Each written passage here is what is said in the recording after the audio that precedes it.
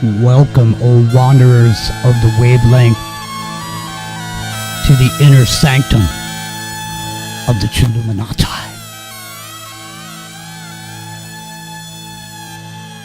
You didn't find us by accident. You were tuned in.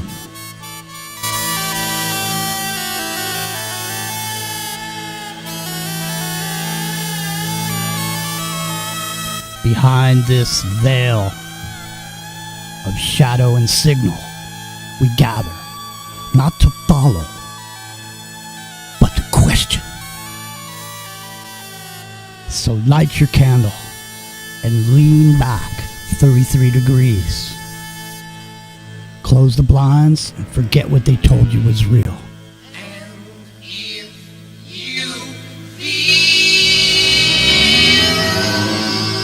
That you can't go on,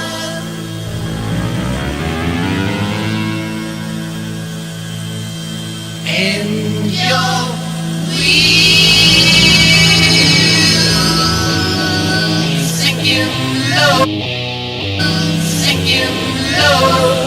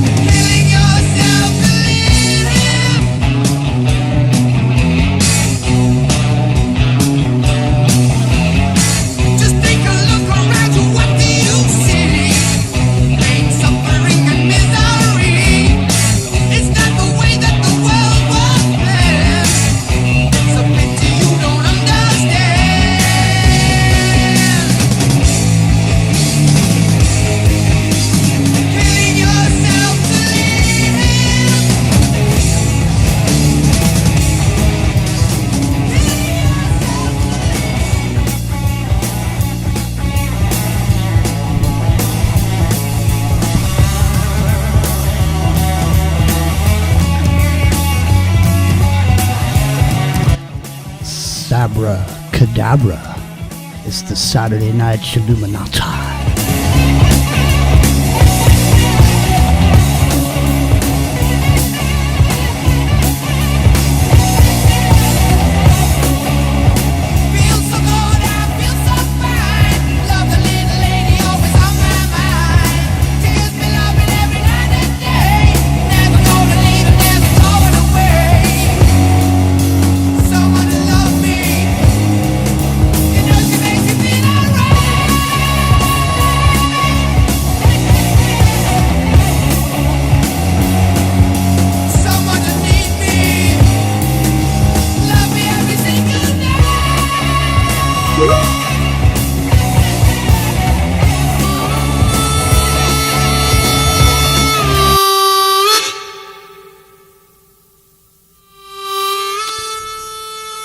Well, today was the Prince of Darkness last live performance on stage, and we're just saying howdy.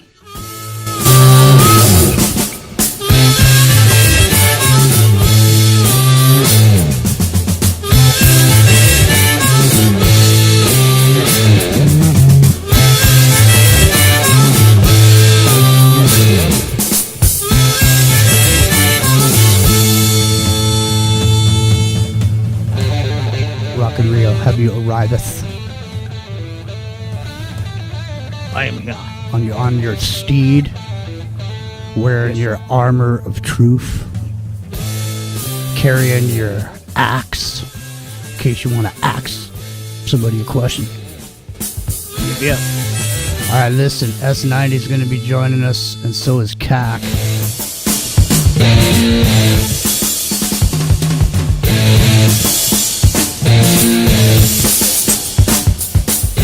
Misty morning, clouds in the sky. Without warning, a wizard walks by. Casting its shadow, weaving his spell. Sun great close, twinkling bell. Never talking, just keeps walking. 'Cause in his magic.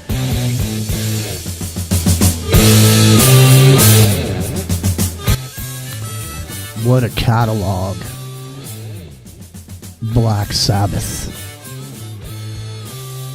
Hey, there's Chris. Chris ponied up and watched the Ozzy performance. Maybe he'll chime in a little bit. We'll see. Got a lot to get to tonight. Obviously, the Trillion Sensor Network, something that's on my mind. I sent it around, but I didn't send it to Rio. I sent it to CAC, and I sent it to S90, but Rio is completely in the dark. Uh-oh. About the Trillion Sensor Network. Well, I have a feeling I know where it goes, though. well, it just kind of ties into what we were talking about last night. And seriously, if you didn't hear last night's show, and it's on replay on Ground Zero Plus, but if you need to hear it again, it's over on YouTube. You can find it there. Lots of stuff got talked about, too much to go into, but the Trillion Sensor Network is something that ties into it.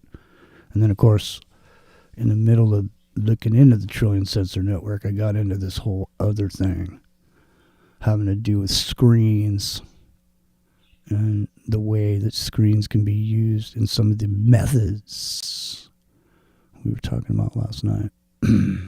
So it is the Saturday night chilluminatti.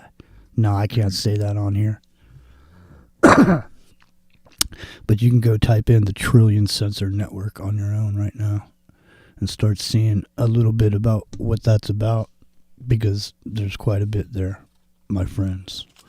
And of course, that's why you tune into the show. Now, Rock and Rio, I have a feeling this show seems to have seems to have a reach that doesn't add up with the subscriber level.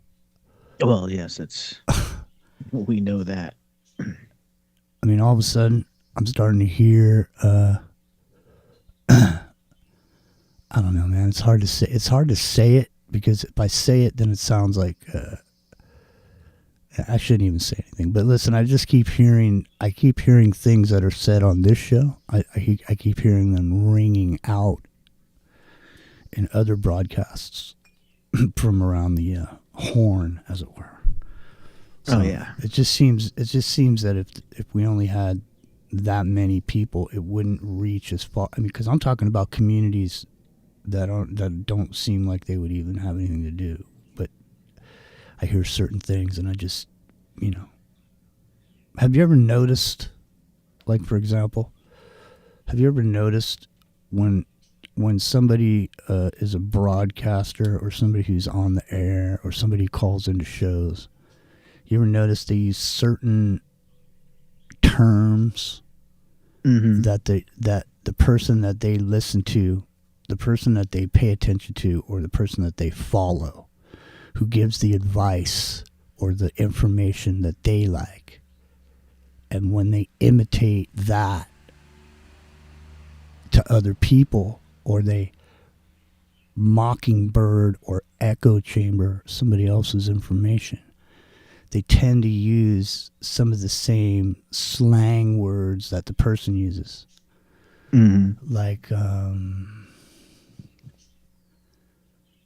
trying to think of one off the top of my head. Well, you used to have a phrase that you used a lot, way back when, and we would hear it on other networks or other shows. Yeah, I'm trying to think of one that is, man, what was the name of that? There was a government program that was the first telecommunication monitoring thing, and they had a saying. It was like total dominance or whatever. I'm just saying, you can just hear different. If somebody repeats a thing over and over again, and someone's listening to that person tends to use the same kind of language that the person that they listen to uses when they're taking that information and trying to impart it to somebody else. In other words, because what they're doing is they're echoing something that they heard somewhere else from, before. It's not an original thought. It's not a, yeah. You know what I mean? It's like if you're trying to school the guy down at the gas, you're sitting there pumping gas and there's some other guy across from you there. He's pumping his gas. And you go, hey, dude, man, look at that. You ever seen those lines in the sky? What the hell is that? I think that's this thing they call, and then you start going into this whole thing, right? You know what I'm saying? Mm-hmm. I don't know, man. Now, listen. So where did you hear something? No, it's just, I'm saying on here, we say, here's the kicker. Right. We've been saying that for a long time. All of a sudden, it's like a thing. Everyone's saying it. Saying it like across the plane. And here's the kicker. Everyone's got a kicker now. You notice that? It's trippy, man.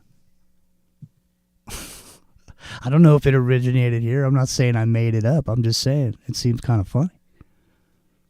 Or another thing is, listen.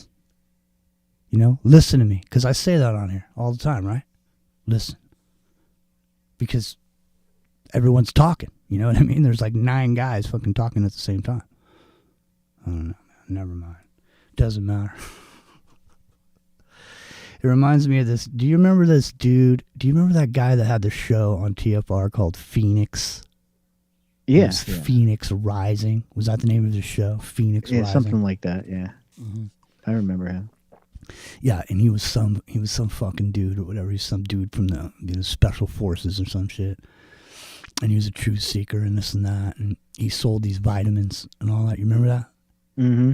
And then he, that was his thing. It was a sponsor. He sold vitamins. But, he talked about everything. And then that whole 17th letter of the alphabet thing happened. And he was on there. And he got pissed off because me and Kev were talking shit about it. And people were giving him a hard time about the Q thing. And so he boned out and left. But the reason I'm bringing him up is because he claimed to be the guy that started the saying, cool beans. Do you remember that? I've heard that since I was a kid. I don't think he made that up. No, he was saying him and this other dude made it up. And they started it in Boston. He was in Boston. He started. Oh, okay, yeah, because Boston baked beans, right? Yes, man. The thing is, the way he put it out there, he was putting it out there like, him and his buddy made up this little saying that they were going to start saying it just to get people to say it, to show how people are so fucking, how they just mockingbird and echo chamber everything out or whatever. Like he tried to claim to be the cool guy that started the saying. You know what I mean? So I don't know. Maybe it is. Maybe he was. I never know. You never know. Remember this other guy that was on TFR? He claimed to be the guy that Phil Collins wrote that song about. Oh yeah, yeah. You remember that guy? He was a flat Earth guy, right? I don't think he got that. Paul, I honestly, right? yeah. I don't think was it Paul? think he got far enough. He wasn't on TFR long enough to be sucked into the whole FE situation. What's up? Maybe it wasn't Paul. I was thinking Paul on the plane, but it was some other dude. This fucking guy. Check this out, man. This fucking guy. And didn't he say he was doing it? It happens like somewhere. Wait, I'm starting to remember this now. Wasn't there a story about his son dying in the ocean, and he like fucking brought him back to life or something? That guy. Do you remember what I'm talking about now? I can't think of the guy's name now. I know exactly who you mean. He used to be on at like 7:00 at night or something. Yeah, and he started. They went and started a network later, and they pulled some people over there. There were some people that used to be over at TFR that went with him. It was called like something Wolf Radio. Forget what it was. But I'm forgetting why I'm bringing that guy up. Oh, because he said he was the guy that he brought that Phil Collins song. Yeah. Phil Collins wrote the song about it. Now, let me tell you, did you get CAC and CAC yet? Don't get S90 yet, because S90's got an intro coming tonight, and S90's got his own intro song starting tonight. Oh, we still haven't got CAC, his intro song. We're still hunting for an intro song for you. We're scouring the earth, bro. It has to be the right thing, Has to be the right thing. We can't just. It has to be perfect, doesn't it? Mm-hmm. I know. All right. Well, listen. You want to hook those guys up, or at least hook up CAC? I could, yeah. Because we got to get CAC in here, because I'm detecting he may have an Ozzy story. I don't know what he's got. But listen, I thought it would be a good time for us, here on Saturday night.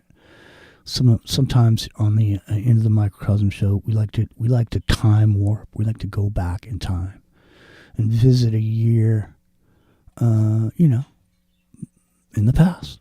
And we figured tonight maybe we'll venture back, Rock and Rio, to 1982, because there was a lot going on. And I mean, since Ozzy died and he didn't die like physically died, but he committed Harry Carey or whatever. He's not coming back on stage, is what he says. Now, we've seen him say they ain't coming back, and they always do come back, like the Stones. Like, where did they come from? I don't know. They pull them out. They got cobwebs. They dust them off. They throw them out there, and next thing you know, it's time for the show. This is Saturday night. Chilluminatti's Ground Zero Plus. Astounding. Time is fleeting. Madness takes its toll. But listen closely. Not for very much longer. I've got to keep control. I remember doing the time war, drinking those moments when the blackness would hit me and the void would be calling. Ozzy Osbourne allegedly urinated on the Alamo cenotaph and was arrested for public intoxication. He was originally banned for life from the Alamo, but later pardoned after donating $10,000 to the Daughters of the Republic of Texas. The Prince of Darkness made his way back to San Antonio with his son in 2015 to film something for the History Channel. Roberto Trevino was the council member for District 1 at that time, and he got to meet with Ozzy. He says the rocker visited City Hall and also asked for a copy of the police report from 1982. And they talked about what happened that night. He explained that he had wanted to go out that night, and his wife took all his clothes, so he put on his wife's dress and decided to go out on the town and drink. And now, of course, the police report says he was found passed out by the cenotaph, and that's what he was arrested for. Ozzy even commemorated the moment himself, posting a picture yesterday on X of him being released from the Bexar County Jail. In the early 80s, 25-year-old Randy Rhoads was a rising guitar god ready to take over the rock world. Sadly, he never got the chance.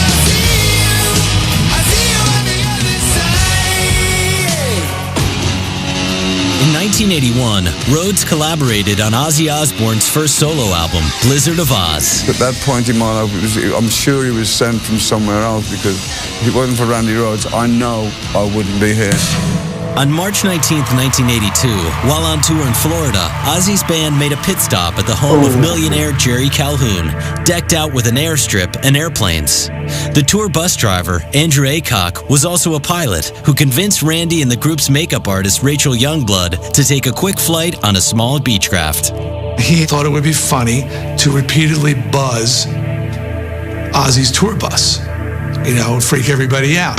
While some members of the Ozzy Osbourne band slept in their tour bus parked next to the house, the other three buzzed overhead, circling the bus 3 times. On the 4th time, they didn't make it. After the 4th pass, he tipped the bus on the opposite side and it nosedived into the home. The home then burst into flames, and killed were the band's lead guitarist, hairdresser, and bus driver. It was mind-blowing. Like, how does that happen? Why are you in a plane doing this? Later, it was revealed that the pilot had traces of cocaine in his system, but Randy only had nicotine in his. He wasn't that kind of a guy. He wasn't playing tricks or goofballing about it. He was a serious guy, The guy was a beautiful man. I think Randy Rhodes' legacy, sure, it will be for playing with Ozzy, but really his legacy is his playing, the way it sounds when he plays guitar. That's his legacy.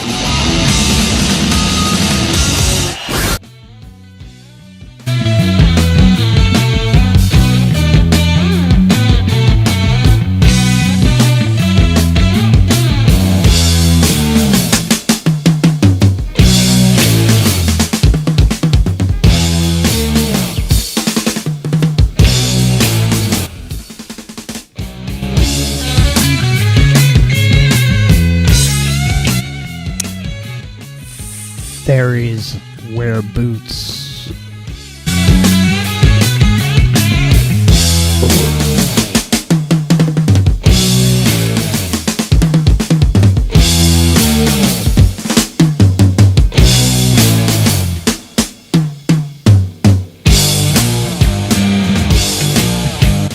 We've been joined by Cack.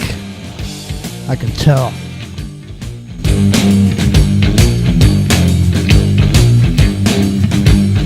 He's been conjured out of the digital dust, forged by the heat of telling the truth. Cack, have you been joining us? I am here. Excellent.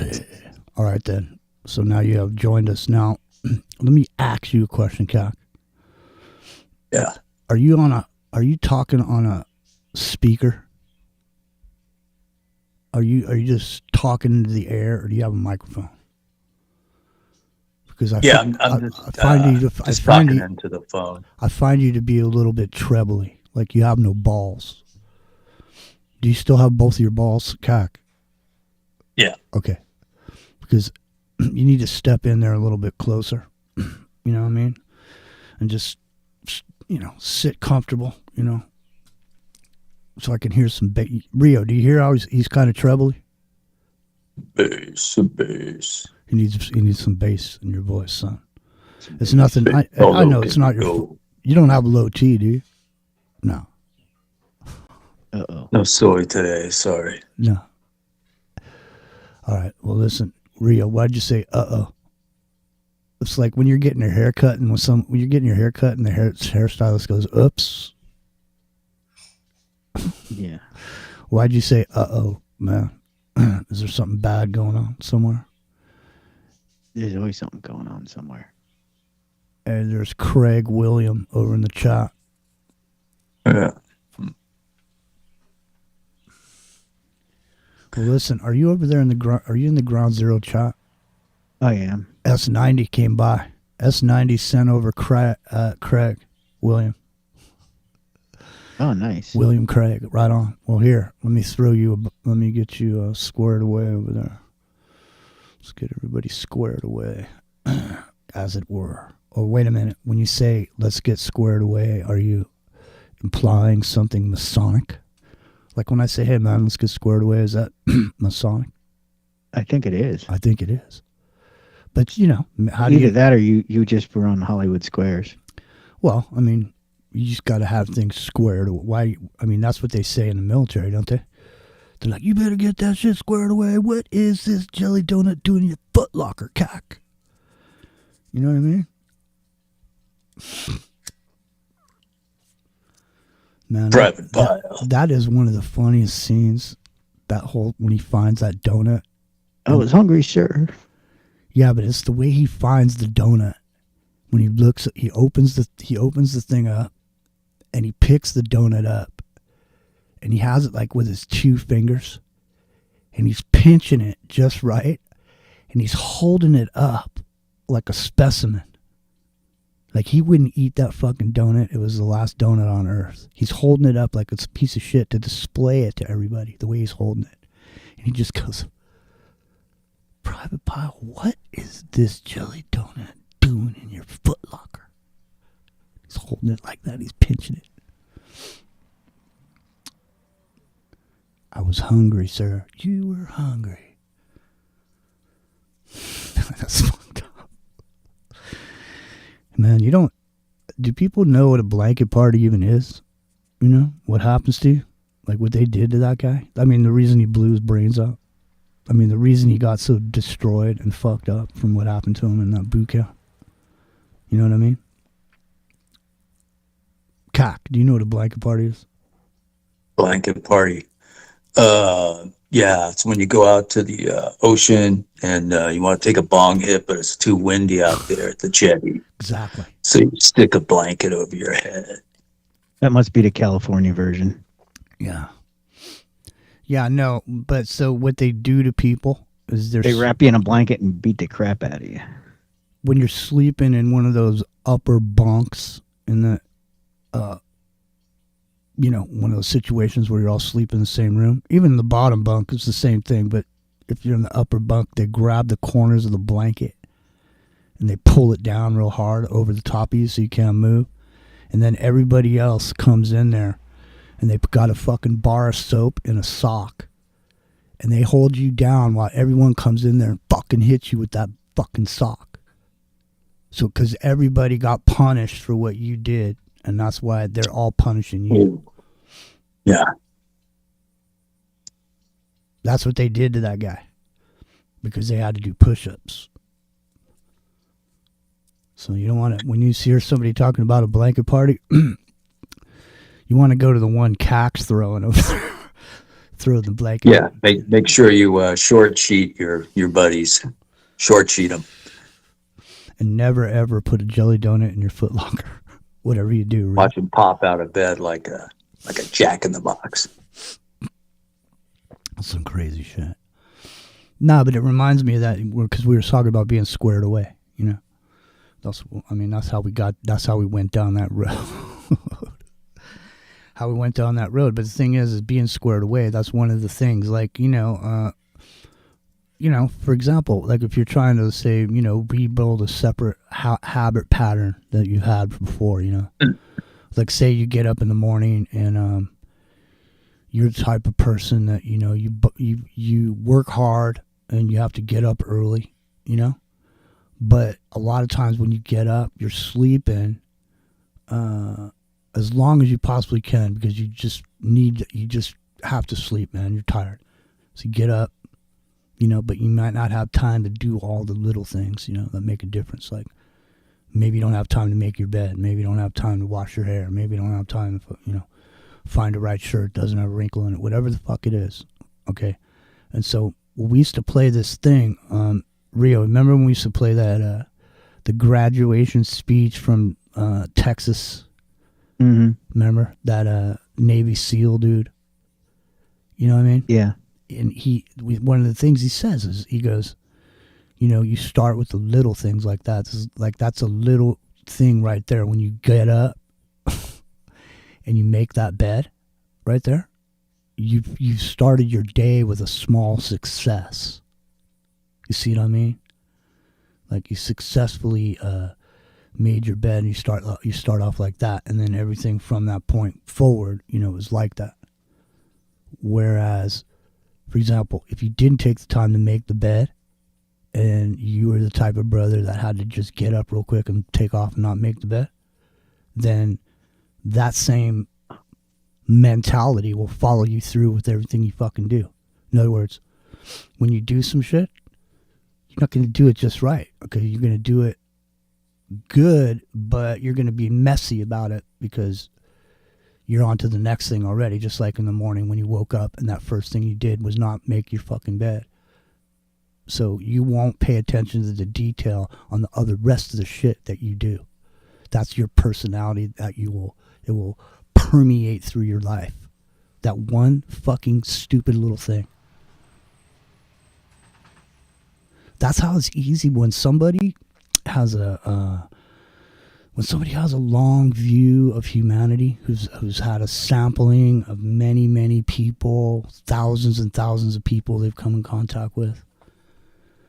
It's literally the tells of people. Just like that. It's like we were saying back a couple years ago. They were loaning money in China, and it had been narrowed down to a criteria of if you kept your phone battery charged or not was a tell of whether or not you would pay back money that was loaned to you. So literally, they had already determined psychologically that if you're the type of brother that's running around with 10% battery or whatever, then you're probably not going to pay that loan back. Believe it or not. I mean, it's narrowed down to that something that simple.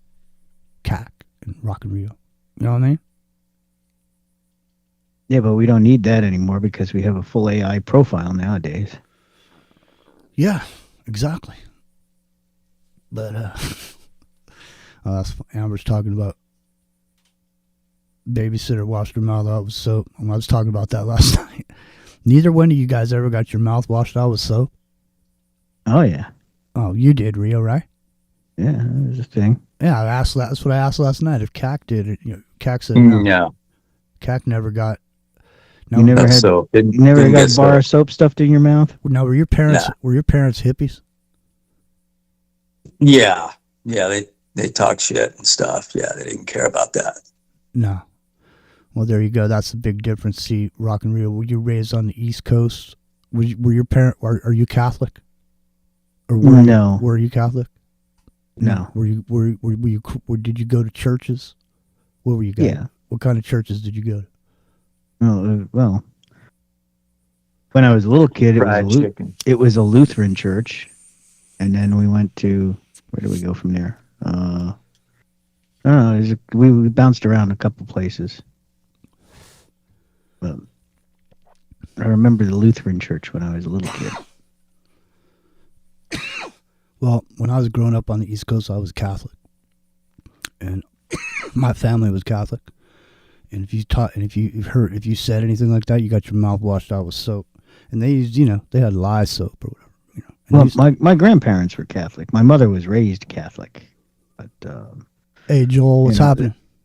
That's I don't know. I always assumed it was an Italian thing. Yeah. Hey, thanks. You either got the soap or the belt. I know. Well, it's not like that anymore, and maybe that's why things are the way they are. I don't know. It's hard to say. You can't always rely on the. You can't always rely on that the physical punishments that you have to do. Got the occasional hand to the back of the head too. I don't think I could. I never had any kids that I know about. So,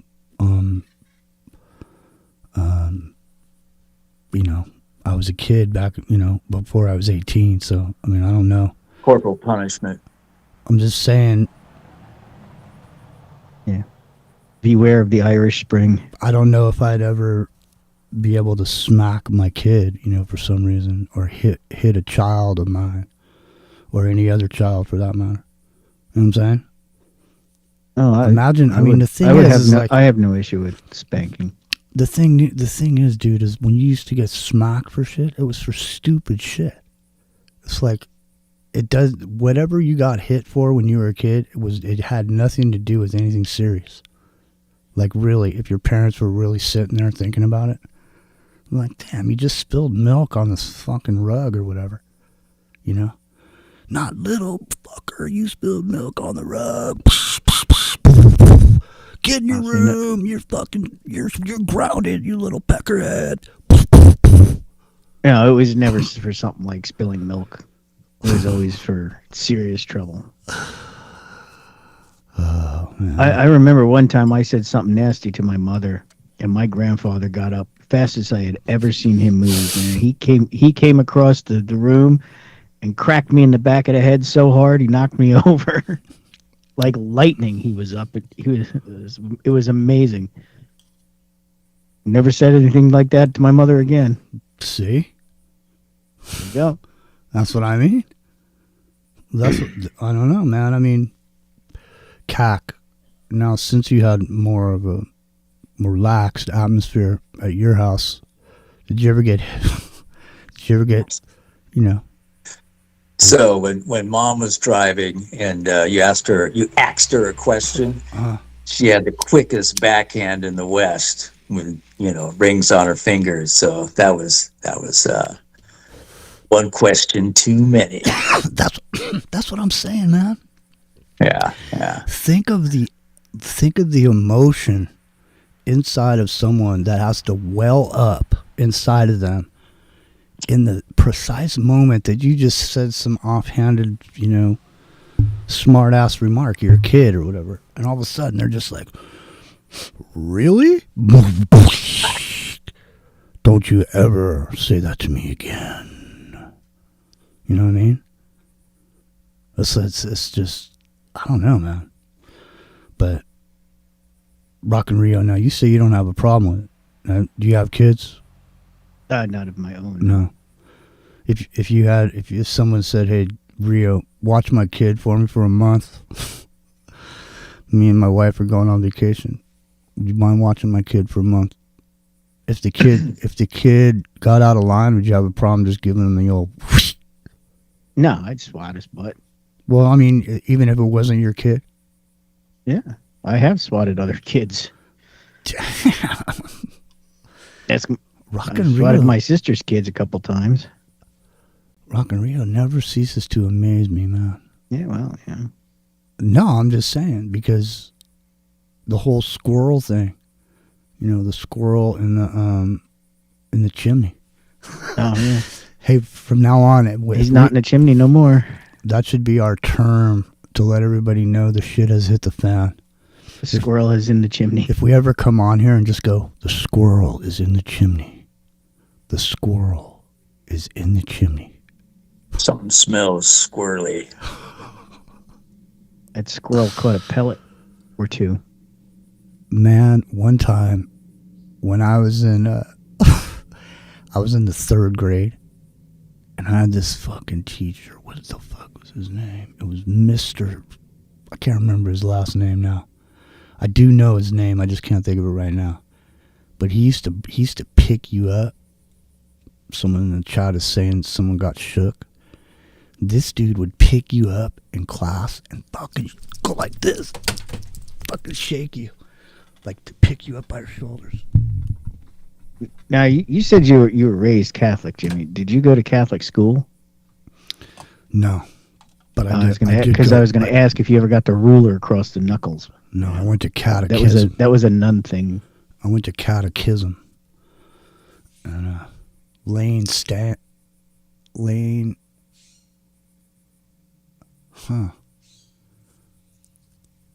Sorry about that. I got sidetracked.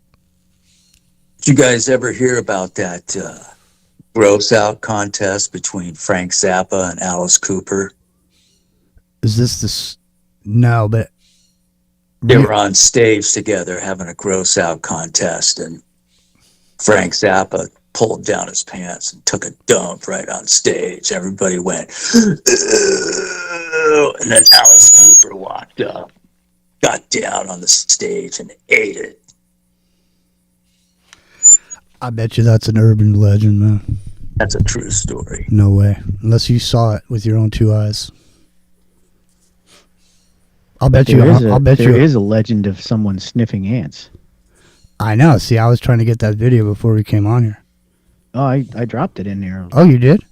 Yeah. Oh, give it here, man. Let me get it. Hold on, because we were time warping, and somehow we got off onto the whatever we were onto. Where is it? It's in the chat. I'm trying to Teams find, chat. Yeah, I'm trying to find Teams. I got like 50 million windows open over here. It's a Saturday night, and I'm stoned out of my mind because I smoked some weed earlier. But it is legal here where I live, so if it's not legal where you are, we don't promote illegalities. So make sure you take care. We don't give advice on what you should do. We don't give medical advice. What am I looking for? Oh, the Teams thing. Hold on. Okay, I see it now.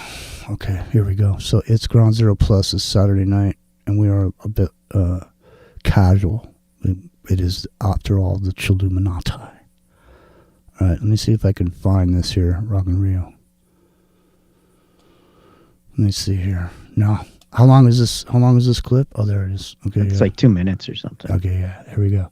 No, so I remembered this. There was a tale I remembered, and I couldn't find the clip before the show. I asked Rock and Rio to find it, and I didn't realize he did, but he did, and now here it is. These are, this is one of the better stories.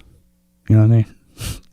This is one of the better Motley Crue stories. I have personal Motley Crue stories. I'm not going to, I feel embarrassed about talking about it because I don't want to seem like I'm fucking putting it out there or whatever, you know, like, you know what I'm saying, Rio? Mm-hmm. You know what I mean? When you do shit, you know, it's like you don't want to say anything. You don't want people to think you're trying to fucking, hey, look, you know, blah, blah, blah, you know, look at me or whatever. But I mean, if we were sitting at a bar and you guys are my friends, I'd tell you this. Tour with Ozzy, we'd always have these crazy parties backstage. He would come onto our bus and say, I'm riding with you guys to the next. What'd you say? Your audio had cut out. Oh, can you, because I'm playing this clip that you sent me. Oh. I'm about to play it right now.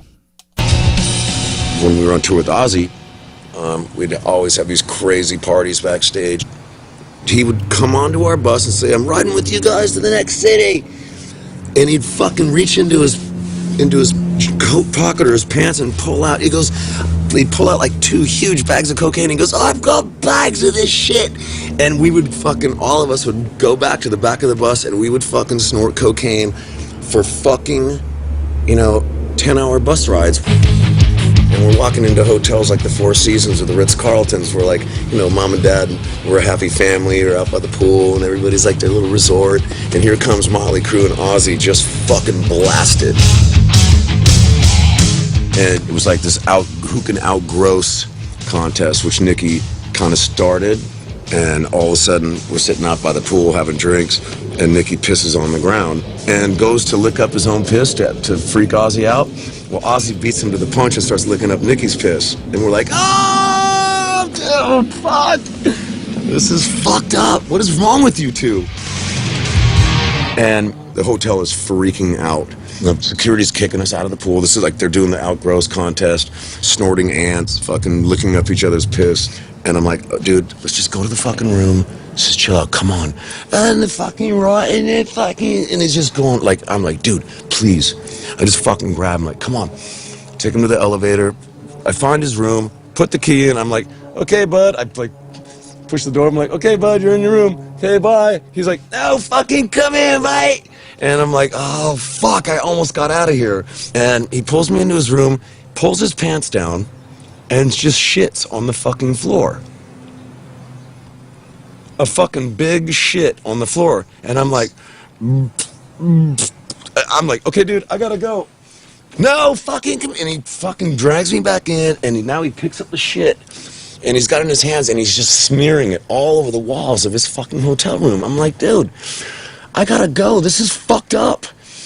And I remember turning around and I saw his back, and he was just painting with his shit on the walls, and I just fucking was like, now's my chance.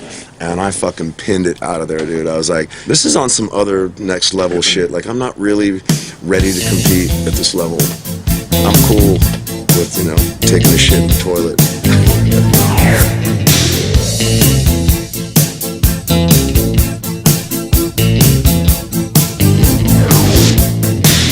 I heat up, I can't cool down.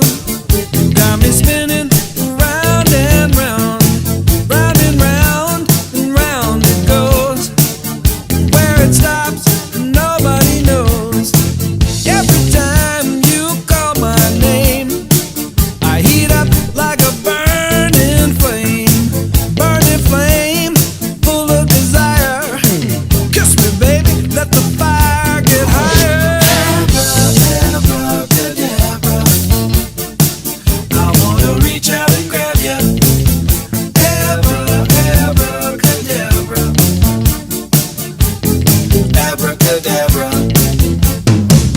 You make me hot, you make me sigh, you make me laugh, you make me cry. Keep me burning for your love with the touch of a velvet glove. What is this? I mean, that was a crazy story, no? Yeah, it's Ozzy was obviously out of his mind. Well, listen, let me ask you a question. Let me ask it right now. Now, you're in the business, man. You're doing shows, doing all this shit, man. You're going here, you're going there, you're going from place to place, doing this. Did you ever do any of this kind of crazy shit?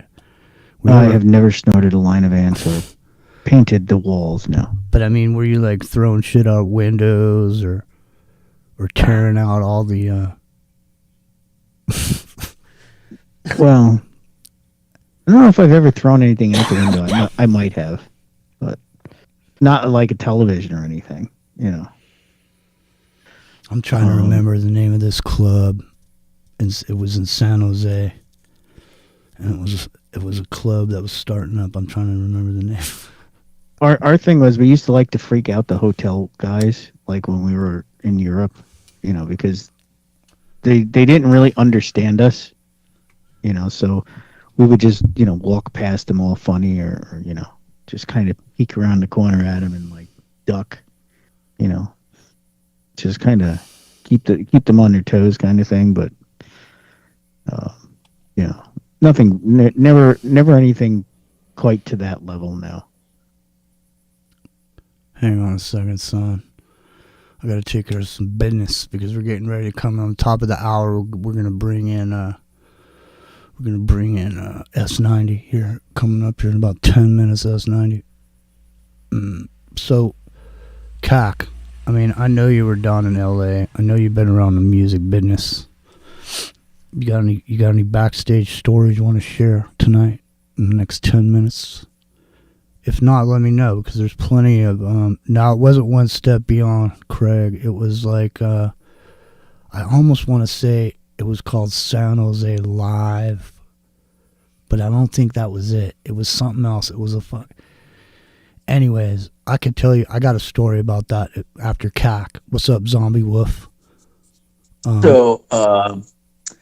Yeah, so, back in the early 80s, like around 81 or so, John Belushi used to go to shows and like sit in and drum for bands and stuff like that, just on the fly. Like, hey, John Belushi's here, and he would sit in, with a band and play a few songs with him and stuff like that. He liked to party. Obviously. And so... he met Kathy Evelyn Smith, who, at the time, she was a backup singer at Larrabee Studios, where they did a lot of recordings and stuff like that. And so I actually got to meet her because she would party with my dad and my dad's friends and stuff like that. And John Belushi, they kind of knew him and stuff like that. And she was a nice lady, but total drug addict. And then there was that fateful night when her and John were at the Chateau Marmont, and you know, they did the hot shot. Now, and John was no more. I've been to the Chateau Marmont. Now, have you? Mm-hmm. Yeah. Oh yeah. Now, that place is haunted too. Yeah, I mean, you could do a whole show on haunted Hollywood. This I lived with this when I was living down in Hollywood. I lived with this guy who was a music critic, and but he was like a late night. He knew everything about Hollywood. And when I first moved down there, we'd like walked around in the middle of the night with this dude, and he's just giving us a tour about everything, telling us all this shit about Hollywood in the early days. I got a John Belushi story. So John Belushi loved the Grateful Dead, and so when Jerry Garcia was playing at the Keystone Palo Alto, John Belushi showed up with Bill Walton, basketball player. They were hanging out. They were hanging out, and so I saw John Belushi, and the whole time I worked at that club, I never asked anybody for a fucking autograph. And all the people that I met, I never asked one fucking person, never took a picture with somebody or none of that shit. And I got a Henry Weinhard's beer bottle, and I went up to fucking I went up to John Belushi, and he signed my beer bottle. All right. At the time, I was managing this ice cream store down the street, and so I took that bottle down the street to the ice cream store where I worked, and I put it down there. I stashed it down there, and then it must have been in like a week or maybe 2 weeks. Fucking John Belushi was dead, and I go down to the fucking ice cream store. And I'm looking for my beer bottle, and it's not there. Like, where's my fucking beer bottle? I'm looking all over for it. And I had this, I had these people that worked there. And one of the people that worked there was a woman named Roxanne, which wasn't a woman because it was, back in the day. So she was more, 20-year-old or whatever. But her name was Roxanne. But she was trying to cover for old Jimmy because there was a beer bottle in there. And so she was she fucking got rid of it. Oh no. She thought I was drinking in there when I was doing the books or whatever. Yeah, no shit. I mean, everybody was doing blow back then, like big time. I did so much blow back then. But anyways, listen, I recovered and I went through a 12-step program. If you have a problem with drugs or alcohol, there's a 12-step program for you. Even there's even something called CODA, it's Codependence Anonymous. So you look into that. If you're the don't do cocaine, do heroin. So this club in San Jose was starting to try to book shows, and they booked this show, and it was Armored Saint, Laz Rocket, and the band I was in.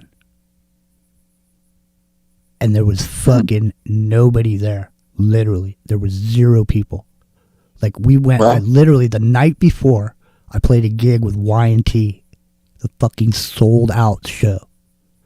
Packed. The next night, with Armored Saint, Laz Rocket, the show, it was empty. There was literally nobody there. And these dudes, like Armored Saint and Laz Rocket, they were pissed or whatever. Plus, I mean, if you go check their music out, you can see why. But there was a lot of damage done that night to that place. I was thinking, like, I was asking you guys if you ever threw TVs out the window or did any shit like that. And then all of a sudden, I flashed on this one night where, obviously I was drinking back then. So I was drunk. And so was everybody else. So was everybody else. We tore that place up. The back of that place. We did the crazy shit that you hear about. All right, listen. It's Ground Zero Plus, and this is where you hear about the crazy shit. So we're gonna be adding S90 over this break when Rio's got to hang up and call me back. And so when you call back, add S90, and I got S90's intro song now. CAC. Let me ask you a question. Go. What is your favorite kind of music? Now I don't know, and so even though, I mean, I got to get a feel for your style to pick me and Rio got to vote on it. Well, you know, I really love the Doors. So, and Deep Purple, but you know, I gotta say, Doors are my favorite band. All right, all I'll pick a Doors song for you. That's all. That's all I need to know. That's all I need to know. All right, Rio. It's 57, 3 minutes to the top of the hour. We got 60 minutes left here on Ground Zero Plus. If you like what you're hearing, come on down, become supporters. You know, that's how we keep it rolling.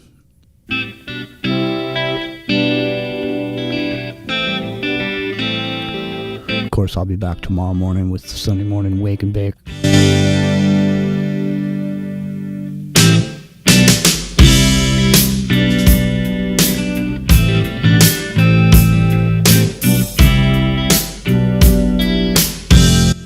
The Trillion Sensor Network.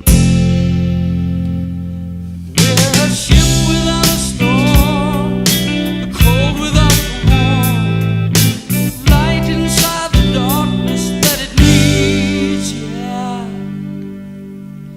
We're a laugh without a tear, the hope without the fear. We are coming.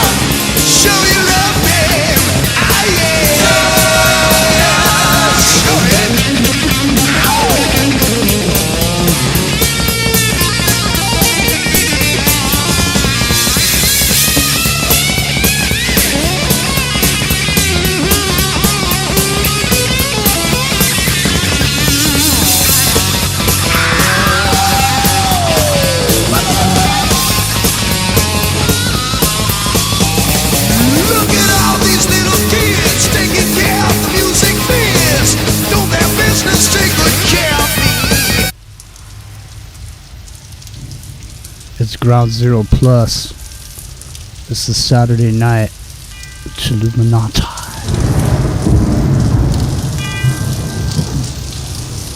Hey, Jimmy, I gotta ask you a question. Don't do it now. Yeah.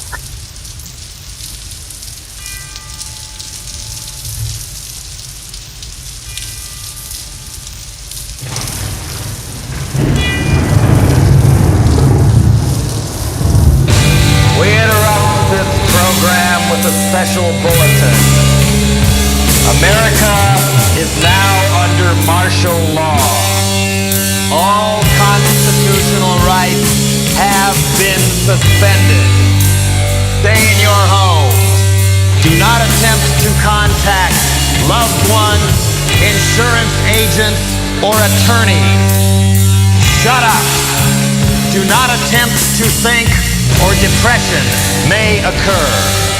Stay in your home. When you have Curfew 5G is at 7 from Verizon. p.m. sharp after work.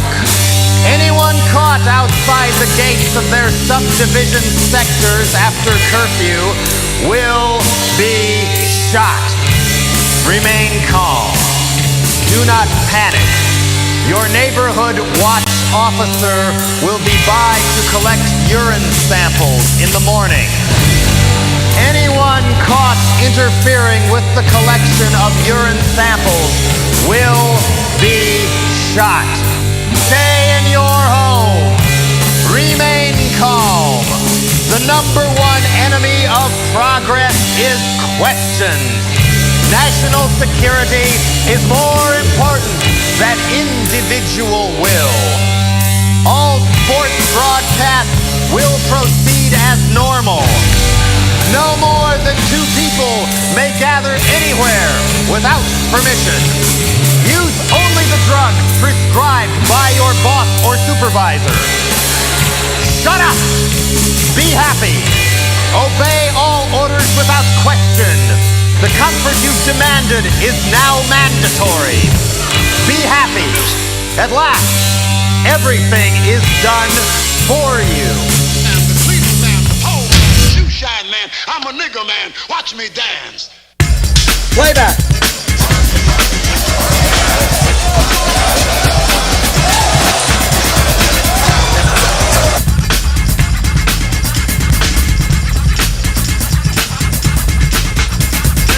Put the lyrics on the paper with the pen, even though the next record's in. This time drop the beat that you got to. Thought that I would never get you got you. Talking the floor like you know you never done before. How could a brother be so hardcore and still keep you on the floor like a maniac? That's your question? Well, I'ma answer that. I'm on the mic tonight. I'm here to do it right. Ice, the capital T, airtight. Coolest of the cool. I'm back on a mission. Step to me, fool. You're missing. Mine is gone. Pow. You're out of here. This ain't no game to me. This is my career. Throw me a mic. Plug it in. Bam. I won't be happy till the dance floor's wet. I ain't no rookie, I'm a microphone vet. Evilly's on the set, hit the deck. Be easy on the button. Be easy on the button. Be easy on the button. No mistakes allowed.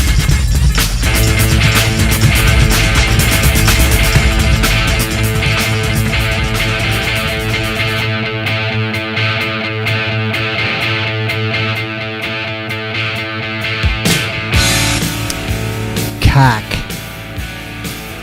You were gonna ask a question.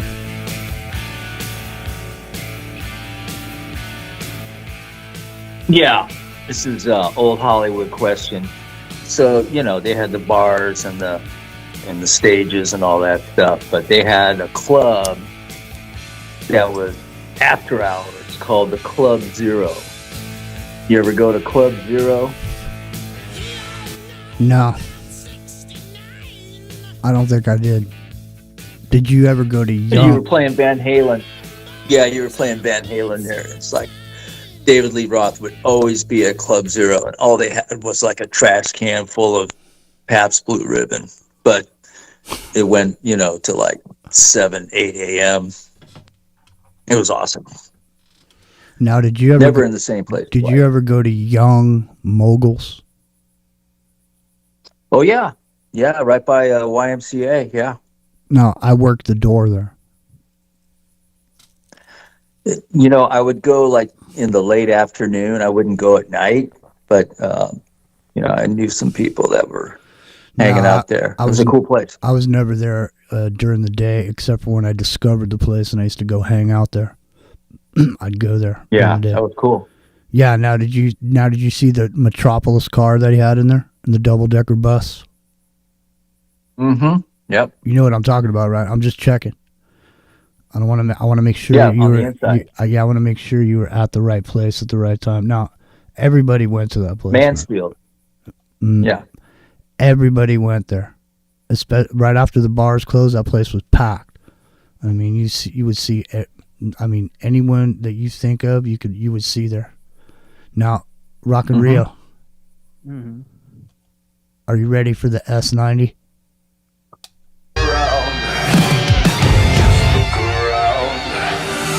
They say the road to hell is paved with good intentions. Why did they never mention what's real and in between?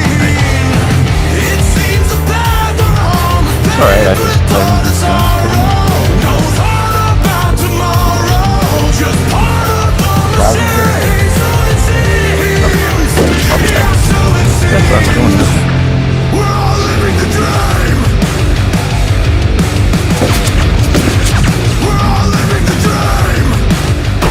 Hang it out. S90. Are you there? Now you guys are. I am. You guys sorry. You guys are talking over S90's intro music, but that's cool because you couldn't hear it on YouTube. I don't know if they could hear it on Ground Zero Plus. We couldn't hear it, so. Yeah. I couldn't hear anything. Well, sorry, man. That's too bad. No, but there you are now, though. So don't worry. It sounds good over here. So it'll be recorded good. Go ahead. Welcome. Oh, well. Yeah. Thank you, Jimmy. It's always nice to be here with you guys. Rio. Well, listen. Yeah. I'm sorry. Go ahead. I need to bust in the house real quick and go get my notepad. So jump in here and fill in some blanks, because we were talking a little bit last night. Right before you left, we started to get into a little bit of this idea that we put forward about this wallet. These wallets that all of a sudden started moving some crypto. Now, did you look into some of that today at all? Take a look at anything like that? I did not. I was looking into a story associated with the technological Panini company. Oh, interesting. You can't call it Pantera anymore. Right. Panini. Is that our new thing? Yes, Panini? I guess so. I don't know. All right. That's the closest thing I could think of. That sounds good. Panini. That's a good one. All right. Listen, get into it while I bust in the house here and grab my pad, because we're going to get into some stuff here. And there's quite a bit of it. So go ahead. Jump in here, man. Sounds good. So I guess we stepped on the song that I was playing for a reason there, the lyrics specifically, but we can get Jimmy to replay it later. And the song's lyrics basically say something, like, look around, it's all around you, do something, stand up, do something, right? It was made during the COVID-19 times, right? The music video features people taking off their masks and all that stuff, right? And so I was thinking about it, and it's like, it kind of is really all around at this point, isn't it? It's like, for a secret cabal of evil genius psychopaths in touch with aliens and ancient gods and the inner earth beings and the ascended masters and humanity from the future and, the aliens from the other dimension and whatever other bunk, right? They really can't seem to hide anything very well, can they, guys? Like, it kind of all feels a little obvious. It's kind of ridiculous. Like this story from today to do with the Panini Company. And this is from, the author is Julia Grant, investigative correspondent at The Intersect. And this is July 5th, 2025. And the title is Leaked Documents Reveal Peter Thiel's Secret Minority Report-like Pre-Crime System in Development at Panini Company. It says, San Francisco, a trove of leaked internal documents and whistleblower testimony has revealed that billionaire technologist and Panini co-founder Peter Thiel is spearheading the development of a classified project inside of Panini aimed at predicting and preventing crime before they occur using real-time surveillance and citizen data. Dubbed Project Oracle, the initiative appears to take direct inspiration from the dystopian concept of pre-crime, popularized by Minority Report. However, this is no Hollywood fantasy. According to internal memos, Panini engineers have already developed early-stage prototypes in select urban environments with cooperation from at least 3 unnamed law enforcement agencies. The documents describe Oracle as, quote, a multi-tiered behavioral forecasting engine, unquote, that pulls from vast reservoirs of data, social media posts, biometric wearables, shopping patterns, geolocation histories, financial transactions, and even public transit movements. These data streams, many already accessible through Panini's existing government contracts, are used to score individuals on a proprietary, quote-unquote, intent risk index, or IRI, your pre-crime score. And one internal briefing note reads, the IRI allows authorities to identify anomalous behavioral trends that can correlate with high probability pre-offense signals. Intervention can occur before an incident escalates. Whistleblower, it's Minority Report with machine learning. A former Panini engineer who spoke to the Intersect under condition of anonymity says, and so take that with a grain of salt. They're not going to say, they can't prove they worked there to back this up, but this definitely sounds like something they would be working on, right?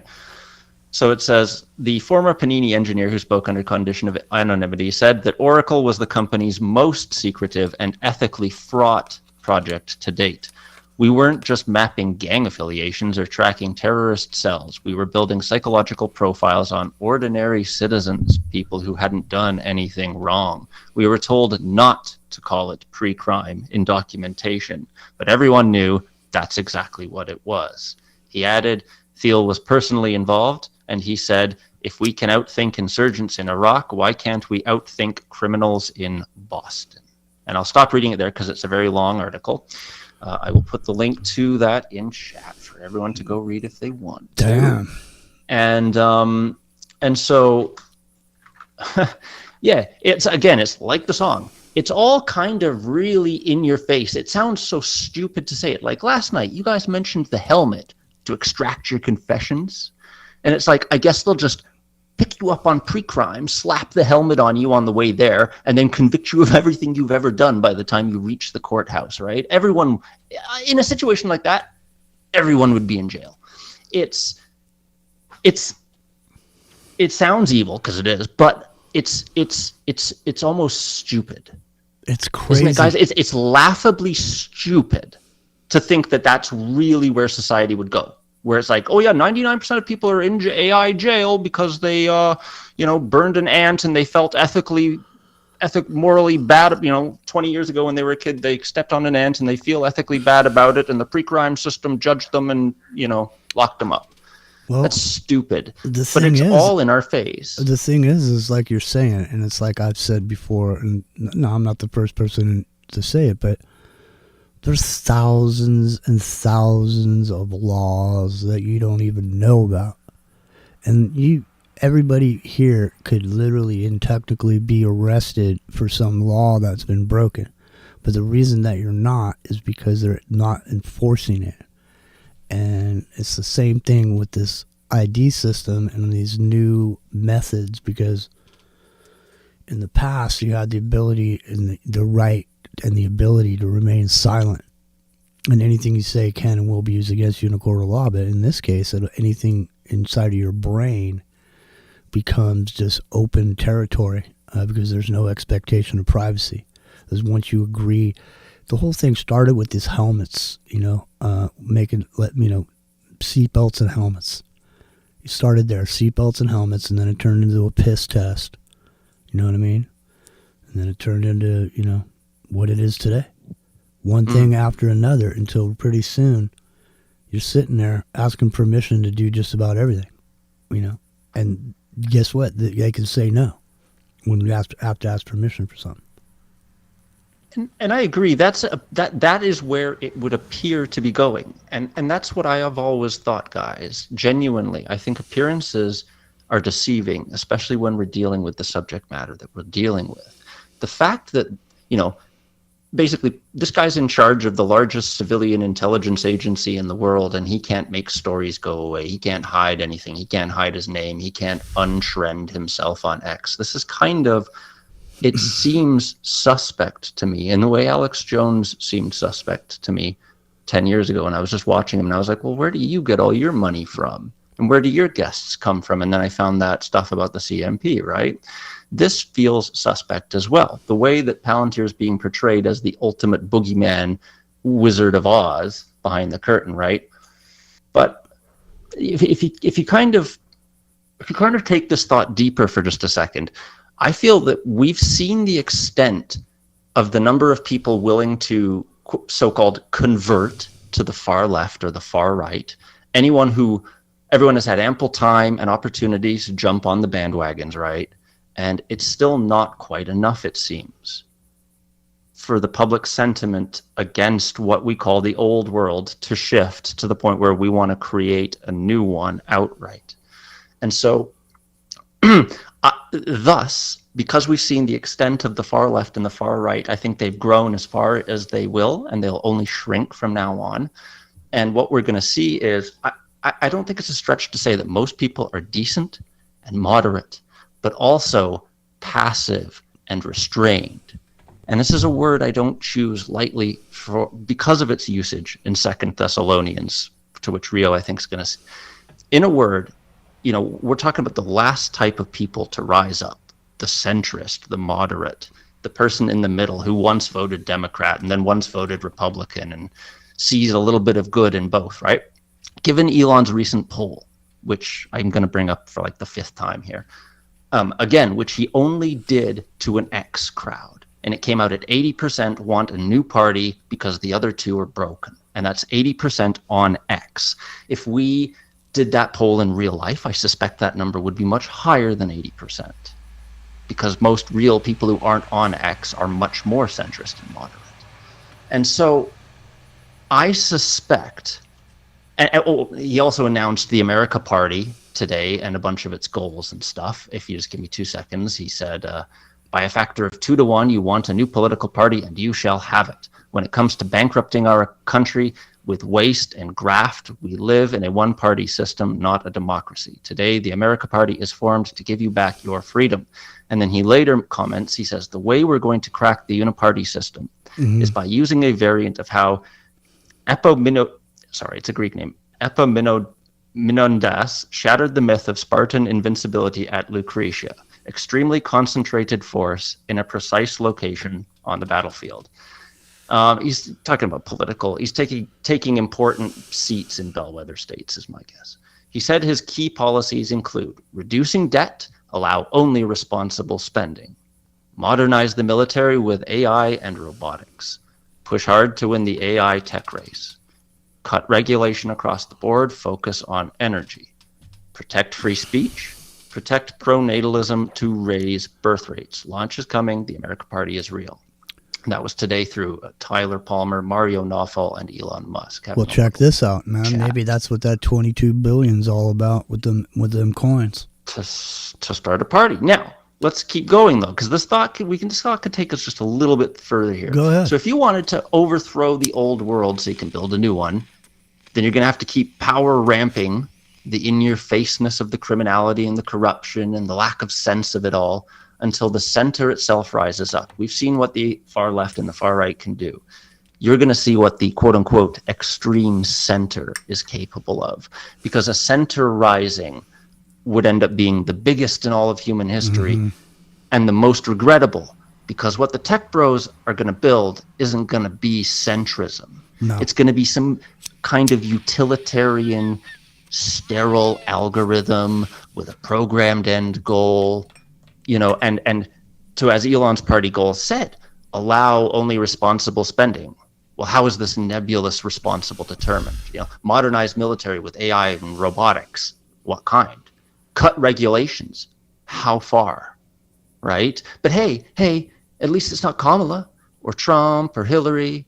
At least it's just AI and not JD Vance or AOC or I don't even know who the Dems run in 2028, Michelle Obama. Right? Yeah. There was this cool guy who wrote a short audio book that kind of mentioned something similar to all this, and you should probably all give it a listen. I'll drop it in chat here.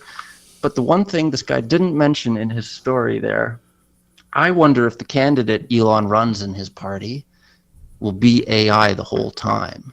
Maybe he'll only reveal it afterwards. That could be its Turing test. It appears human. The thing is, he can't run himself. What about a made in America brain scan of himself, Jimmy? When you ask a question about something like this, it's the philosophical question of our time is is there a difference between a human presence or a AI created presence, if whatever the content is, if it appears to be a person, but it has good things to say and the power to do things in the world, would it be bad for there to be this AI type candidate? I mean, would it be bad? In other words, if it had the same effect as a live person, in other words, if it was voted in, it could do all the things that, a so-called president can do, right? There's the auto pen, you know what I mean? All this. Would it be bad? It's kind of what I'm implying is, yeah, would it be bad? I ideally, no. Is there a slim, non-zero possibility it could go well? Yes, I won't discount that. But, I'm giving it a 99.9% that it's not good. You just found out one day, for all this time, you thought something or someone was real. And then all of a sudden, and they were doing all the right things. They were saying all the right things. Everything seemed normal and, it was all good. And then all of a sudden, one day, you found out they're not real. Would that change if you had developed some sort of a friendship? Would you change all of a sudden if you found out that a person wasn't real? That's kind of what I was thinking of. Really, was imagine seeing someone on TV. They're presented there as the candidate. They have the points. They have the positions. They say all the right things. You vote for them. Oh, it was AI the whole time. And then people, some people would be upset and they'd riot about it. And then Elon could come out and press the button and say, well, it was already installed. You voted for it. I already installed it. Sorry, guys. Yeah, it's already installed. I don't know. I'm just spitballing here, but that comes to mind. If you're an evil genius, that's one way to do it. Well, the thing about it is ultimately everything has to be narrowed down, right? It'll keep being narrowed down until it's only one thing. It'll keep party. It has to be. No, I mean, just say there. I mean, on whatever level, there's just a what's good for everybody thing, right? So what's good for you, what's good for me. That's when individuality ceases to exist and the hive mind takes over. I mean, that's a lot of what we've been talking about over the last 8 shows that we've done. Yeah. And that's and listen. If we're gonna sit here and sing a song and it's in A, and I strike my tuning fork in A, and we all sing at the same time, trying to hit that note, we're all tuned to the same frequency. So, if society tunes themselves to a certain frequency that's being put out there, you can almost tonally project the population into a certain mindset to where you walk around feeling pretty good about what I mean, all you got's a gray jumpsuit. You don't have choice. You're not individual anymore, but you don't necessarily feel too bad. You're waking up feeling good. You know what I mean? If you're feeling a little bit bad, you get a little higher dose of, some, You know what I mean? I mean, to you. Yeah, it gives you a little boost in your food. Well, we talked about change this. Your mood a bit. We talked about this generation that's coming up that won't know a world without AI. And so when you get to the place where those people are, in their teens or 18, 20 years old, those people are not going to care about the same things that we cared about, because they won't know a world that existed, that we lived in. The world that we live in is being taken, slowly erased. You know what I mean? So, and then once it's digital, it can totally be erased because there's no paper trail. There's no paper trail to back it up. There's no way to prove it. It's just some story some guy's telling you about what happened or what didn't happen. At that point. Go ahead. And you're right, Jimmy. And don't get me wrong, you're completely right about that's kind of the vector that society's headed in. And I kind of just had a thought. Like I hate these movies like Saw. I don't know if anyone on the panel has been unfortunate enough to ever see any of those Saw movies. I don't watch that kind of shit personally. And I don't choose to either. I was shown it. I didn't really go out and choose to watch it. But regardless, I feel like, in a way, like we're being presented with it. It's almost like we're in the garbage compactor in Star Wars or something. Then I guess, and we're being squished towards the gray jumpsuit dystopia, and that is, if it's allowed to happen, that will happen. But we're sort of, there's a door propped open over there, right?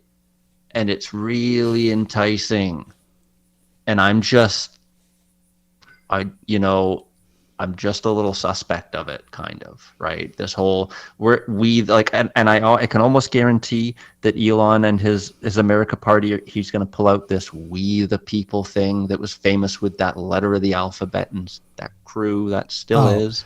Look, here's the thing, dude. If you're coming out of here tonight and you're going to do something, he doesn't have to do dick. All he has to do is go on to his special AI that he has. It's not the one you got, the Grok over there. He's got a Grok, but it ain't the same one as you got. But he just goes over there and just goes, Grok, what do I have to do to blah blah blah blah blah blah blah? And then Grok will say, you just do this, that, and the other thing. Yeah. We claw with our fingernails with that inch.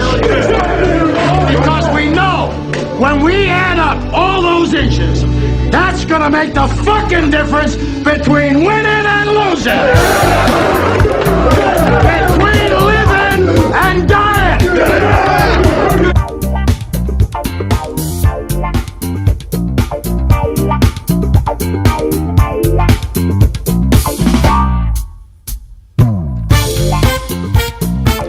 It's into the microcosm.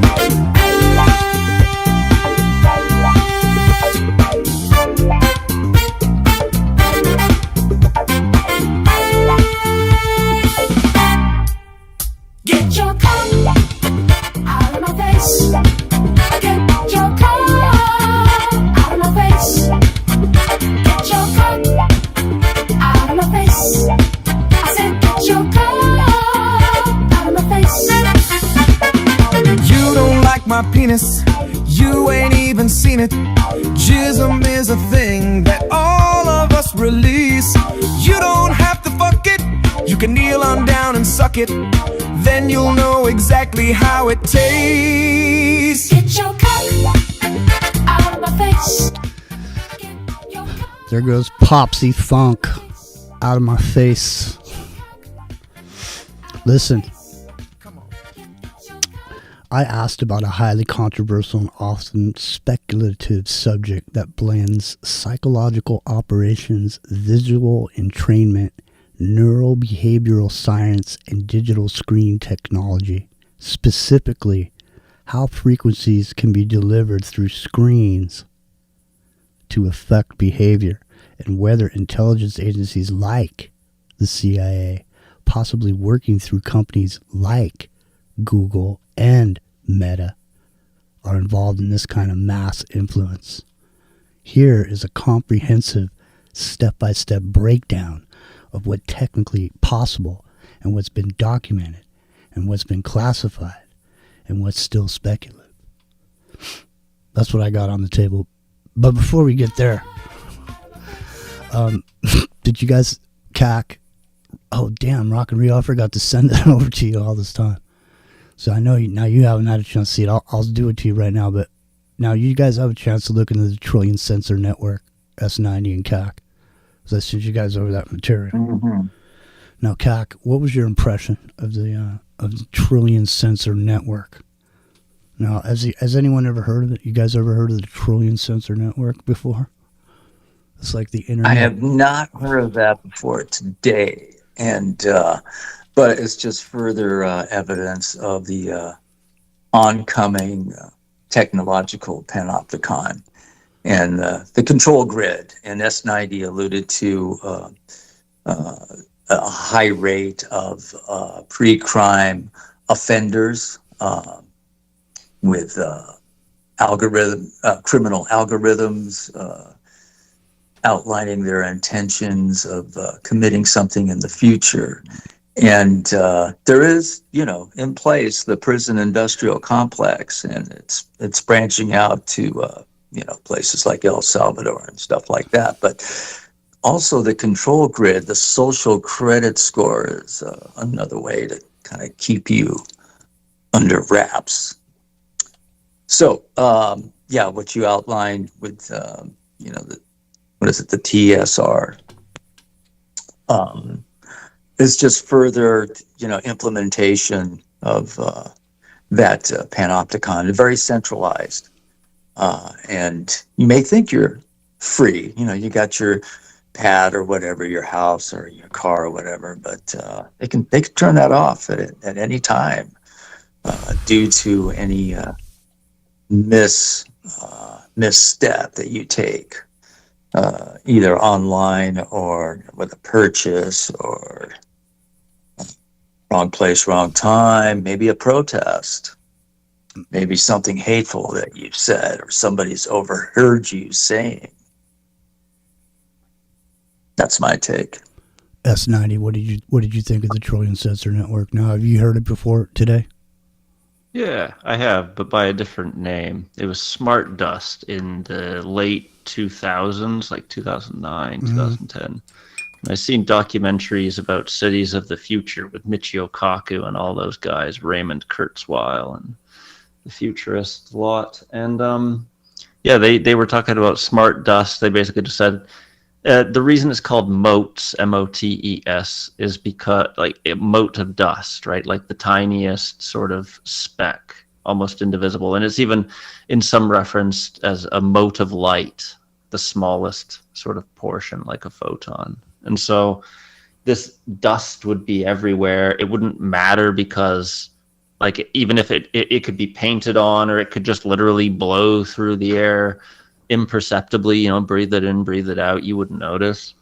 Get stuck in your hairs, get stuck in your eyes, but it would be all over everything. And it would essentially, it would be Star Trek. It would open the doors for you. It would change the advertisements at the Gap, like Minority Report for you. They don't need to scan your eye with a camera when they that's the thing with the Smart Dust is they never lose track of you anyway. So they never need all the other verification that you are who you say you are, kind of, if you get what I'm saying. Mm-hmm. Like just from the weight you put on the sidewalk and your gait and your sound that you make and your breathing and your heart, blah, blah, blah. They can identify you pretty well, pretty easily now. And if they can watch you 24/7 and never let you out of their sight at all, that makes their job significantly easier as well. And it gives the science fiction veneer to their dystopia, which is why I keep saying the future isn't going to look like hell. It's not going to look like the Matrix pods. It's going to look nice and inviting and enticing and sleek and smooth and sexy and blah, blah, blah, blah, blah. Right? Mm-hmm. There's a disgust. It annoys me. There's a trend, especially with Panini Company, where it's funny because there's a user on X who summed my feelings on this up, and they were creating a fictional example. They were saying sci-fi author, like a sci-fi author speaking would say, in my book I invent the torment machine as a cautionary tale, and then down below it says tech company replying, at long last we have created the torment machine from the classic sci-fi novel Don't Create the Torment Machine. And I have a literal example of this that I uncovered last week. I was going to bring it up with Epic, but we didn't have enough time. There's a science fiction book called The Metamorphosis of Prime Intellect. And it was written in the 90s by a computer programmer. Mm-hmm. And it's about a kid who creates an AI. Well, not a kid, but, a middle-aged person who creates an AI. And basically one night, lots of people created AI in the story, but theirs was, I guess, the right version. And it essentially became super intelligent overnight, got itself a body, figured out how to manipulate physics and time. And it basically made everything perfectly safe for all humans everywhere forever. You don't die. You can eat forever. You don't need to go to the bathroom. Mm-hmm. And then later you find out it wiped out. It was like, I deleted 9,000 planets with life on them to protect you humans from it, right? Mm-hmm. And so there's the ethical dilemma of genocide. But anyway, So the metamorphosis of prime intellect. Well, it turns out there's a Peter Thiel funded company called Prime Intellect. And they create nodes of graphic processor units that can be rented out by the hour anywhere around the world. So they run AI processing centers that people can rent out for the hour and then do their AI tasks. So they basically own all the processors that all of it would be running on. They've kind of created a rental market for AI power. Now, is there enough going on in the quantum computing space to apply, like, why? In other words, at this point, we're all stunned and shocked by how fast things are moving with AI. We're stunned and shocked by it. But they say that a problem can be solved, that would take 100 years. They got a whole thing they say. There's like a whole sentence or two that you say whenever you talk about quantum computing and solving problems.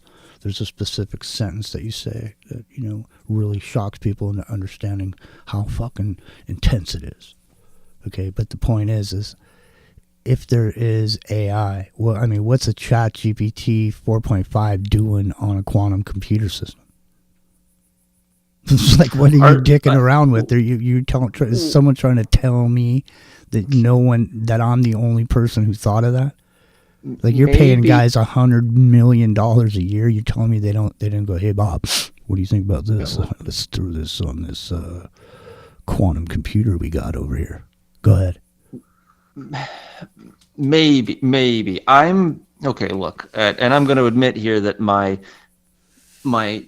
professional knowledge of this is limited, and so I'm probably not right when I say this. But it seems like I wonder if the two would be the two architectures are even compatible. It's like Mac and Windows. The quantum computer is they could solve that problem because you could take it and say, turn this into a language that you understand. But see, the thing is, I want to point this out because a long time ago, when this whole conversation started about quantum computing, and they were talking about, well, it's not a 1 or a 0, and we're bringing back, data from, somewhere else and all this kind of shit. Yes. They weren't doing anything on these computers. These computers were not doing anything. They were so infantile in what they were actually doing. They weren't computing world problems at that point. Now, where it is now, I don't know. But back then, when people talked about it, they were talking about it as though, from a computing standpoint, it was working like a computer, like we think, like your Mac or your IBM style computer. But it wasn't. Right. It was very primitive. Okay, where it is now, I don't know. And I'm just saying, if in fact this ChatGPT 5 has got an IQ of 1500, and you took that and put it in there on the quantum computing, and it was going and taking information from other places, or whatever. Come on, man. Yeah, that would be terrifying. Realistically, I feel like if an AI was going to use a quantum computer, from what I understand about the quantum computing, is that what it's doing is it's performing multiple calculations at once. And so it's like having 4 processors instead of 1. And so what it would be is, so if you gave an AI access to it, what it would be like giving a child a calculator. It would exponentially improve their ability to conduct individual mathematical processes. And so, yes, it would be, AI on steroids, like, I guess, maybe. I have a rudimentary understanding of computers and architecture and all these things. And maybe if you gave it access to it as a tool, I don't think you'd be able to, remove the chip from the GPT server and just plug it directly into the quantum machine. You'd have to build a cradle, and you'd have to build all these underlying systems for it to interact with. And I'm sure people would comment on that. I don't know, bro. I don't know, but you'd have to do a little bit of work, I'd say, to plug the two together. But yeah, maybe. Let's circle back around. Okay, we're talking about the trillion sensor network. All right, now we're circling back around. You guys are over there? I for some reason, Rio, I can't send this to you. It's asking me questions. Why do you want to send it to Rio? You know? Here. Strategic partners and architects of the trillion sensor network, the smart dust that S90 was talking about. And CAC, be ready to jump in here, man, because I know you looked at some of this too. Rock and Rio. Can see if one of you guys can forward Rock and Rio, unless he's already searched it. All right, listen. Strategic partners and architect DARPA funded early smart dust battlefield sensor swarms brain computer interface program. Cisco coined the Internet of Everything, pushing citywide sensor mesh networks. IBM and Palantir, data fusion and behavior prediction engines. Qualcomm and Intel, hardware for nanoscale edge sensing processing. World Economic Forum, advocates for global sensor integration into infrastructure and human bodies. Now, Sabrina had just put out a video of a guy talking about this Internet of Bodies and being able to, the amount of level of care they were going to be able to give to people in the hospital using this infrastructure of human bodies that's been put out there. And what we're talking about is these nanoparticles. MIT Media Lab, HP Labs, research in 1 trillion node sensor systems called CNCE, Central Nervous System of the Earth. CENSE, Central Nervous System of the Earth. Listen, HP, Central Nervous System of the Earth project envision a trillion sensors monitoring the Earth in real time, energy, transportation, weather, and biology. The sentient world simulation was a real-time mirror of global human activity fed by sensor data. Believe that or not. How long ago was that? A decade ago? Smart cities built with integrated sensor for traffic, energy, waste, surveillance, and behavior control. Songdo and Neom are examples. Wearable biometrics, continuous monitoring of individual health, stress, performance, public health. So, man, we're going to run out of time. We're going to have to go into overdrive, man. At least for a little bit. Here, use cases. Behavioral prediction and influence, social media habits, speech patterns, emotional states. CAC is calling in. He broke my I'm sorry, did I break your concentration? Behavioral prediction and influence, social media habits, speech patterns, emotional states, and even decision-making pathways become predictable and modifiable. Urban control systems automatically adjusting public lighting, temperatures, traffic, and even policing based on real-time conditions. Health monitoring, predicting disease outbreaks. Can somebody mute up whoever's washing their dishes? Health monitoring, predicting disease outbreaks, individual health failures, and combining biometric, genomic, and environmental data. That is the trillion sensor network. CAC, have you arrived? I thought I heard you come back. Come back, CAC. Rio, are you still there? Am I here by myself? I think I am. No, I'm still here, Jimmy. I sent you a clip you What can is it? play if you want. What It's does it the mean? Smart dust. Is it me and you? What happened to everybody on a dog named Blue? What happened? Well, it says CAC's on hold. Why is CAC on hold? Got something to do in real life. I don't know. He's back. I don't know, man. Something weird's happening here. Let me see if I can sort some of this out. Rio seems to be there and he's not muted. Rio, are you there? CAC is there, but he's muted. He must have been washing he was the one washing his dishes, I bet. So now he's muted. All right, well, if no one's going to... No, are you going to say something? If no Well, I just put a quick clip in the chat for you, Jimmy. It's a 2-minute clip from the 2010 documentary about the smart dust and how they were selling it at the time as all right, I'm trying world of the future. I'm trying to get there. Hang on a second. No. Oh, there it goes. There it is. I see it. Where's Rio and CAC? They disappeared, man.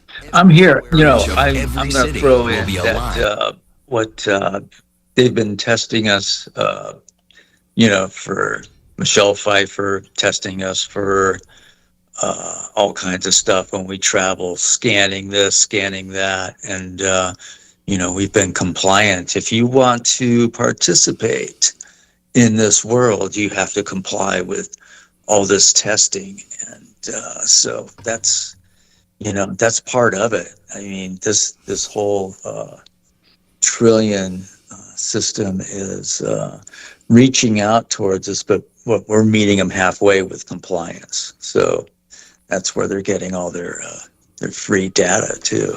I know. The thing is, man, when I strike my tuning fork and you're full of metals that vibrate to the tone of my fucking tuning fork, then you're gonna walk around with your hands out in front of you going in your gray jumpsuit. But in the future, every square inch of every city will be alive exactly. with And intelligence. you know, everybody's up in arms about this this big beautiful bill, and you know, how it's going to mess up everybody's Medicaid and stuff like that, which, you know, will create more panic and more compliance. And so yeah, you know, it's desperate times, and they're kind of forcing our hand to participate in it, you know, lest we be left behind, right? Or I'm you not. know, completely off the map. Ronan said CAC don't like overdrive. Don't hear it. Just stand by, CAC. Get your car out of my face. Get your car out of my face. But in the future, every square inch of every city will be alive with intelligence. Because every street and every building will have a network of microcomputers built right into them. Dr. Chris Piester calls it smart dust. A smart dust particle, or mote, is a wireless sensor with sensing, computation, communication, and power in one package. These all-in-one microcomputers will be small, very small. The size of a mote today is about the size of a grain of rice.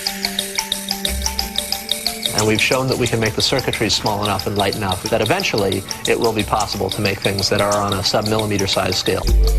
Tiny specks of computer smart dust will form a vast invisible network that can help manage the infrastructure of even the largest city. Smart cities in the future will take this low power, inexpensive, small technology and basically distribute it everywhere. These tiny computers record information about their surroundings, information they can send to other computers or to you. Smart dust on the tracks will monitor your commuter train so you know if it's running late. Upgrading one of their Potholes best will be able to report themselves and warn your car, and you'll never have to wait for a radio traffic report again. They're monitoring the flow of traffic and giving you alerts about what route is the right way to go to keep the traffic moving. Bridges will get a coating of smart dust particles that can warn us when they detect stress fractures, helping avoid deadly collapses. But smart dust will also allow buildings and streets to recognize you and respond accordingly. I think increasingly the environment will respond to who we are and adapt in consequence. The city will know where you are if you want it to. Your workplace will know you. Smart dust at the entrance will boot up your computer. And smart dust embedded in the elevator doors will automatically ring your floor. Smart dust is going to sense the environment and allow us to improve the way that we live our lives. No matter how we live in the future city, it will be radically different. It's Ground Zero Plus.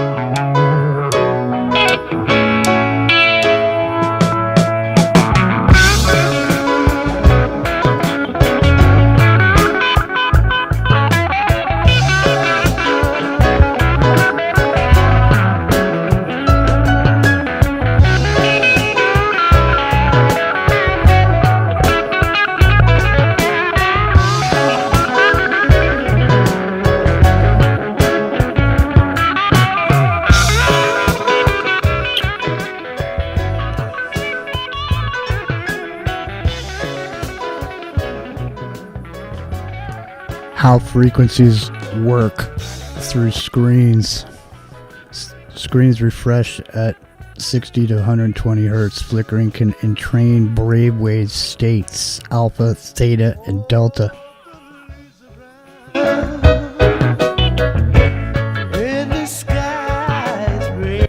Blue light, 450 to 495 nanometers, affects melatonin, sleep, cognition. Rapid color shifts can trigger neurological effects. Pulse width modulation, PWM, is used to dim LEDs. Invisible flicker can cause migraine, stress, attention loss, especially in sensitive populations. Silent light flicker, or SLF, subthreshold flicker, not consciously visible but neurologically detectable, is used in experiments to alter mood and compliance. Repeating geometric, facial, or symbolic images can bypass critical thinking via the mirror neuron system. The brain is a frequency-sensitive machine. Its brainwaves operate at 0.5 to 40 hertz. Screens can subtly modulate these states by pulsing content at compatible frequencies. So, I don't want to get all frequency on you, but delta waves, sleep and unconscious and targeted via subliminals or trauma, is 0.5 to 4 hertz. Theta, dream and hypnosis, entrainment flicker, is 4 to 8 hertz. Alpha, 8 to 12 hertz. Relaxation, learning, music and screen rhythm is 8 to 12 hertz, and then so on and so forth. 12 to 30 hertz, alertness and anxiety, fast cuts, loud noise, and then gamma, high level cognition, and rapid fire stimuli. So all these affect you while you're watching TV or screens around the world. So they go. Rock Rio, are you there or not? Where did he go? I don't know. You're frequencying me out, though. I know. It's freaky. Yeah. A few shows ago, you can also like get your cognitive liberty impinged upon, like through your Facebook hits or anything that gives you that dopamine hit. That's another way of getting compliance. That's like a drug. So if you ever tune into Dr. Jack Kruse, he talks about the blue light and how the blue light is messing with everybody in their mitochondrial processing of energy. So this is all energy harvesting, of course. Isn't it just amazing how coincidentally every single thing that's in our lives is in some way affecting the processes that our bodies are supposed to go through naturally? That we're being altered by chemicals and frequencies and light to cause our that's bodies right. I to mean, break you're down. manifesting it too by participating, and anything is everything, right? Yeah. I used to spend 5 hours a week. Hang on. It's causing us to break down from a health perspective, driving us into the health system, which is the basis for all of this shit. Is that, hey, let's do this so we can, make sure we can, keep people nice and healthy, living, in the future and without disease, and all this. Let's get you hooked up. Exactly. That's what the drug dealer says. That's what the doctor says. So maybe there's so much money. There is so much money in healthcare that they can just buy up a bunch of companies and make shit specifically to break you down and send you to the hospital. I mean, that doesn't sound very constructive to me. Sounds a bit destructive. I don't know if Rock and Rio's there, but if he's not, the phone call is about to end in a second. You know? We got 4 minutes. Yeah. 15. All right, well, listen. I guess we'll just have to come back tomorrow morning, 8 o'clock Pacific.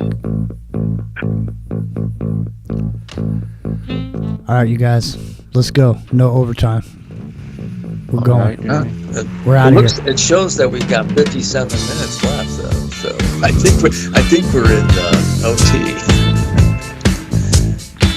right? No, that's counting down. That's counting up to the hour. That's counting up? Okay.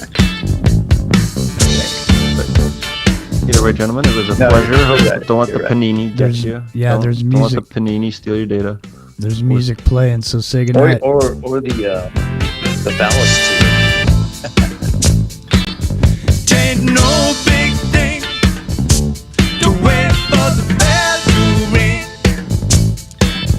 Tain't no big thing, the toll of the bell. Aggravated, spare for days. I troll downtown, the red light plays. Jump up, bubble up, what's in store? Love is the drug and I need to score. Showing up, hit and run. Boy meets girl where the beat goes on. Stitched up tight, can't shake free. Love is the drug, got a hook on me.